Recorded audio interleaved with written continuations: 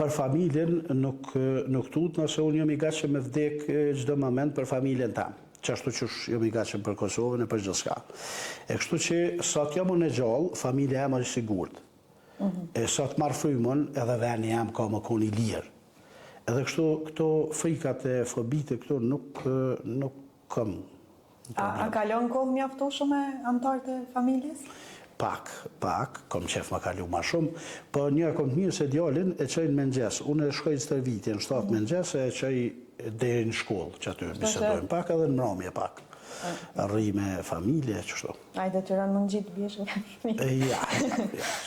Unë i lo edukimin tem, ose vizionin për jetën e për kështu, nuk i ngarkoj fëmijët.